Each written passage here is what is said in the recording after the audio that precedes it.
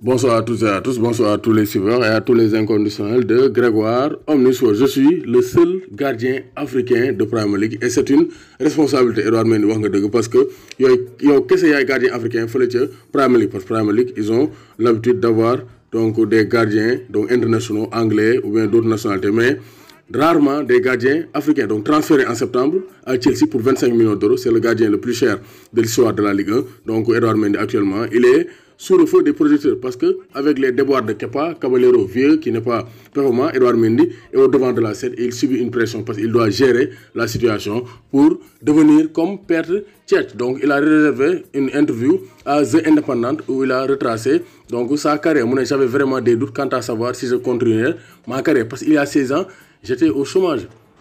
Mendy sans club percevait des allocations de chômage. Donc France dañ lay jox allocation de chômage comme ça nga am noo dundee mais neen c'était très difficile.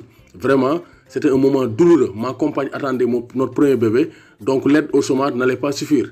Donc, ki muy àndal donc compagnam bi corom si dafa ëmboon donc Edouard Mendy aide au chômage bi loolu rek doyul woon pour mu toppatoo njabootam mais j'ai commencé à chercher du travail nee na mu dem wuti beneen travail parce que football bi temps yii dafa stand-by. Il y a beaucoup de joueurs africains en Angleterre, c'est le meilleur championnat du monde. Donc moi aussi, après il est revenu sur le championnat d'Angleterre. Néna vraiment moom kese mooy gardien africain bi joué fële ca Premier League te nee na kontaan na ci. Vraiment, il a été formé au Havre te gis na ne vraiment il veut montrer les gens. Quand vous regardez d'autres championnats, il y en a davantage en France, il y en a au moins 4 ou 5. Mais vraiment Angleterre, man maa fi seul gardien africain te c'est une fierté te jéemuma sax de comparer aux légendes comme Petr Cech.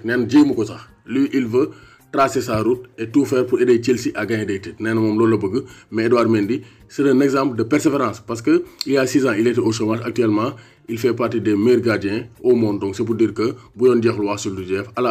il faut croire en vos rêves et continuer à travailler parce que c'est le travail. Donc, Edouard Mendy devra prouver son talent donc, face à Manchester United. Donc, United, Chelsea, moi, le choc de cette 6e journée de Premier League. Ça sera ce samedi le 16h30 GMT à Old Trafford.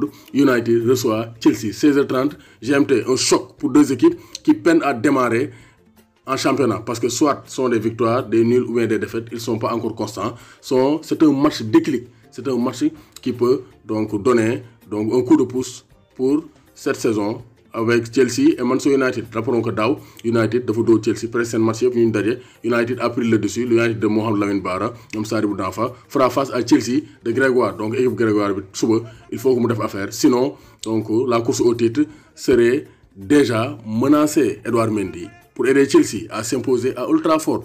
Dana am duel de gardien avec Edouard Mendy d'une part et d'autre part David De Gea à Edouard Mendy de montrer que il a le talent pour devenir l'un des meilleurs gardiens de la planète.